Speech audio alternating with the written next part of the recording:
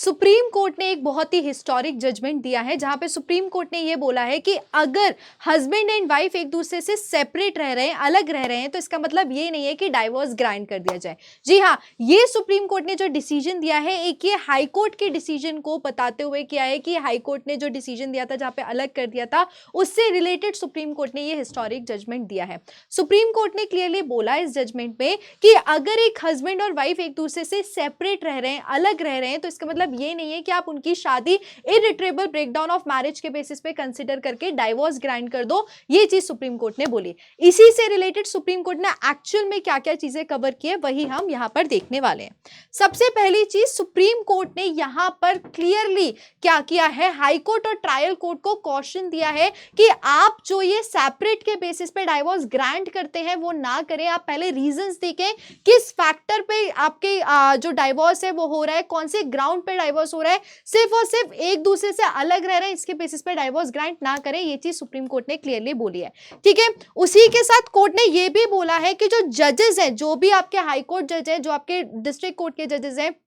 Trial court के जजेस हैं, वो जब भी एक डाइवोर्स ग्रांट करते हैं तो उनको एक प्रॉपर पूरे केस को थॉरो एग्जामिनेशन करना पड़ेगा कि बेसिकली अगर वो कपल अलग रह रहा है, सेपरेट रह रहा है, तो उनके सेपरेशन के पीछे क्या जस्टिफिकेशन है, सेपरेशन के पीछे क्या रीजंस है, वो भी उनको थॉरो एग्जामिनेशन करना पड़ेगा। ये चीज सुप्रीम कोर्ट ने क्लियरली इस केस में बोली है। उसी के साथ साथ सुप्रीम कोर्ट ने यहां पर यह भी बोला है कि आप एकदम से कंक्लूजन पे नहीं आ सकते कि फॉर एग्जाम्पल अगर एक कपल 6 महीने से, 1 साल से, 3 साल से अलग रह रहा है तो आप उसको डाइवोर्स दे दो। नहीं, आपको पहले ये रीजंस जस्टिफाइड करने पड़ेंगे, ये रीजंस पे इन्वेस्टिगेशन करना पड़ेगा कि एक्चुअल में वो कपल इतने टाइम से क्यों अलग रह रहे हैं, क्या रीजंस है, कौन से ग्राउंड्स है जिसके बेसिस पे आप डाइवोर्स ग्रांट कर रहे हो। ठीक है, उसी के साथ साथ यहां पर उन्होंने एक और बहुत इंपॉर्टेंट चीज बोली है कि यहां पर ये नहीं कंसिडर करना है सिर्फ कि आप सेपरेशन क्यों हुआ है, बस ये नहीं कंसिडर करना है, बट ये भी देना है कि एक्चुअल में हस्बैंड और वाइफ में से कौन रिस्पॉन्सिबल है जिसकी वजह से डाइवोर्स हो रहा है,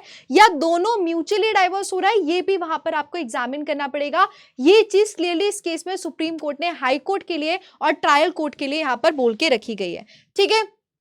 अब हम बात करें, जैसे अगर हम ग्राउंड्स बात करते हैं डाइवोर्स की, तो डाइवोर्स बहुत सारे बेसिस पे लिया जा सकता है, बहुत सारे ग्राउंड्स हैं। आपकी क्रूअल्टी हो गई, मेंटल क्रूअल्टी, फिजिकल क्रूअल्टी, ठीक है, डिजर्शन हो गया, बहुत सारे ऐसे ग्राउंड्स हैं जिस पे डाइवोर्स ग्रांट किया जाता है और उसी के बेसिस पे कोर्ट्स देते हैं। आजकल अगर हम देखें, बहुत सारे जजमेंट्स में हमने ट्रेंड देखा है कि हस्बैंड और वाइफ एक दूसरे से सेपरेट रह रहे हैं और उसके बेसिस पे वो डाइवोर्स अप्लाई कर रहे हैं और कोर्ट्स दे रहे हैं। तो इसी के बेसिस पे सुप्रीम कोर्ट ने बहुत सारे हिरार्की देखी, बहुत सारे प्रीवियस जजमेंट्स देखे और उसमें ये डिसाइड किया अभी इस वाले जजमेंट पे कि जब भी एक हाई कोर्ट दे रहा है उसको सबसे पहले सारे फैक्टर्स कंसीडर करने पड़ेंगे। ठीक है, यहां पर क्लियरली कोर्ट ने उनको बताया है कि अगर आप एकदम से कंक्लूजन पे आते हो तो वो क्या, आप किसी भी तरीके के एविडेंस को नहीं कंसीडर कर रहे हो, एक्चुअल में पीछे हिस्ट्री क्या है, क्या रीजन रहा, किस वजह से उनका डिस्प्यूट हुआ, किस वजह से वो एक्चुअल डाइवोर्स के बेसिस पे आ गए, ये सारी चीजें आप कंसीडर नहीं कर रहे, वो करिए। ये चीज सुप्रीम कोर्ट ने बोली।